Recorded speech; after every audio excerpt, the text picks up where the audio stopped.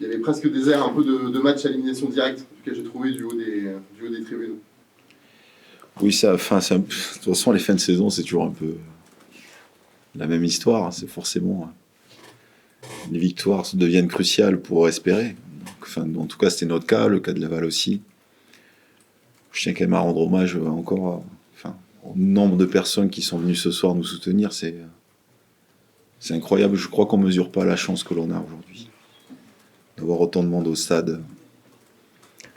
Et ça transcende quand même. Et, ça fait du bien de voir un Dornano en vie. Ça fait vraiment du bien.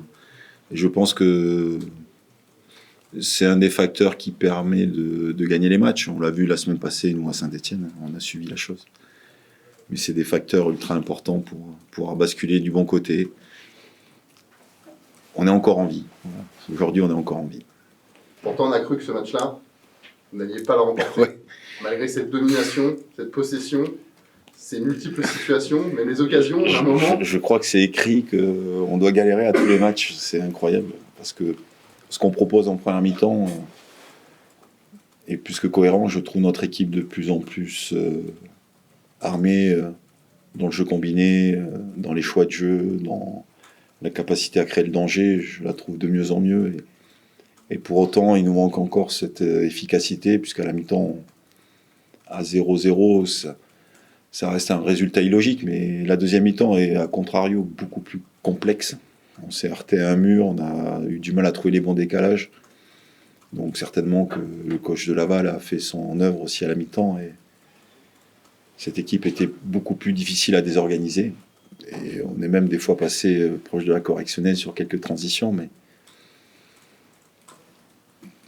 voilà, le football, des fois, est fait de choses irrationnelles. Sur l'action où on marque le but, Tidiam peut se faire contrer, finalement ça passe entre les jambes du joueur. Et ça reste irrationnel parce que c'est peut-être pas la meilleure action construite où on marque un but, quoi. Mais c'est le charme du football. On a quand même une énième confirmation que ce groupe-là, il a un caractère, parce que aller chercher ça à la 85e, avec la pression que vous aviez sur les épaules, c'est quand même fort. La pression, ça se boit. Non, mais la pression, on en fait ce qu'on en veut, mais c'est dans ces moments-là que le sport prend tout son sens. Un match sans pression, ça n'existe pas. Moi, j'adore ça, donc certainement que les joueurs doivent aimer ça aussi. Tant mieux quand on marque à l'arrache, tant mieux quand on marque dans les dernières minutes. C'est aussi des signes d'un fort caractère, mais à l'image des gens de cette ville, je pense que aller chercher les choses comme ça, un petit peu à l'arrache, c'est un petit peu l'histoire de notre club, quand même. Voilà. Un mot sur tes choix. Oui. Tu fais rentrer 2 joueurs peu avant le but et c'est Michalisian et Gomis qui sont à l'origine. Mais c'est comme ça, voilà. Il y a des moments où on essaie de... Parce que le match commence à rentrer dans quelque chose qui ne nous convient plus, on se heurte à un mur, on n'arrive plus à trouver les bonnes solutions. Et donc il faut essayer de trouver des solutions avec les armes qu'on a sur le banc. Et preuve en est que les remplaçants ont fait, dans l'action en tout cas, les choix qu'il fallait pour qu'on puisse gagner ce match. Voilà.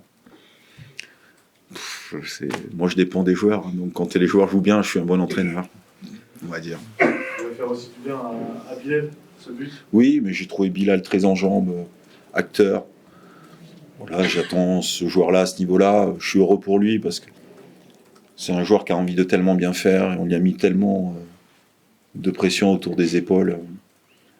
Voilà, je trouve que ce joueur-là a rendu une partie vraiment très intéressante, très actif, bon dans les décalages, souvent disponible, et je suis content qu'il soit récompensé. Parce que c'est des joueurs, ils sortaient de deux fois remplaçants, et c'est pas évident pour les joueurs aussi, et je suis content qu'ils soient récompensés de tout son travail. On a vu aussi le retour très en jambes de Godson, Oui. Et on voit que cette équipe, elle change de visage quand même avec un Godson à ce niveau-là. Présent déjà. Oui. Non. Ce qui change de visage dans cette équipe, c'est d'avoir des armes offensives, notamment dans les couloirs, et de la vitesse. Parce que Tidiam fait une belle rentrée. Amine, même s'il y a eu du déchet, il amène quand même le danger. Et forcément, quand on a multiples choix comme ça reste plus facile pour jouer au foot. Voilà, c'est quelque chose qu'on a demandé depuis longtemps, mais aujourd'hui les excentrés font des matchs intéressants, on a répondu à la commande, voilà, on voulait... Le jeu de position a été primordial tout au long de la rencontre, avec ces excentrés qui rentraient à l'intérieur pour fixer la défense avec des décalages dans les couloirs. Ça a été respecté à la lettre, même si tout n'a pas été parfait, mais en tout cas, Godson fait partie des joueurs qui sont capables de dynamiter une attaque. Et tant mieux pour l'équipe et tant mieux pour le club, puisqu'aujourd'hui, c'est des garçons qui travaillent dur au quotidien et qui sont récompensés par des performances. Tu seras le premier supporter Auxerre demain après-midi. Ben, la difficulté de ce championnat, c'est de jouer en décalé, et forcément, là où je suis satisfait, c'est quand j'ai à gagner. Je vous le cache pas, puisque forcément, ça donne de l'enjeu dans ce match-là. En tout cas, Auxerre est pas dans l'obligation, mais disons que s'ils gagnent ce match-là, ils sont en Ligue 1. Donc forcément, c'est un supplément d'âme pour nous, puisque c'est un concurrent direct. Mais après, ce championnat est tellement fou, je vous l'ai dit jeudi, hein, il me semble. 17 mai. Cherchez pas à arrêter d'écrire. Ça se jouera le 17 mai. C'est comme ça, c'est... Qui pouvait prédire que Rodez allait perdre chez eux contre Annecy? C'est impossible à prédire. Donc ce championnat est fait de renversements, bouleversements. La seule chose que j'ai demandé aux joueurs, c'est qu'on puisse rester en vie. Et pour qu'on puisse rester en vie, c'est gagner les 3 derniers matchs. Voilà. Et au moins, on n'aura rien regretté. Si on gagne ces 3 derniers matchs et qu'il y a un adversaire direct qui s'écroule, eh bien, on sera là. On sera au rendez-vous. Tu as choisi Metsyan en défense centrale. Comment tu l'as trouvé? À l'expérience, dans les... On a fait un choix plutôt payant puisqu'on n'a pas pris de but, mais on savait qu'on allait avoir la possession. La difficulté, c'était gérer la transition avec 2 joueurs qui ne sont pas dans leur profil des joueurs rapides, mais on a été plutôt efficace au contre-pressing, même si par moments on a frôlé la correctionnelle, mais Laval l'a frôlé aussi souvent.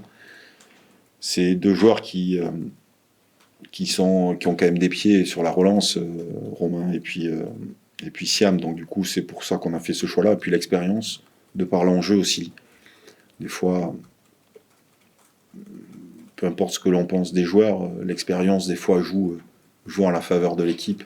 Quand on a vécu des moments tels, ça donne aussi, de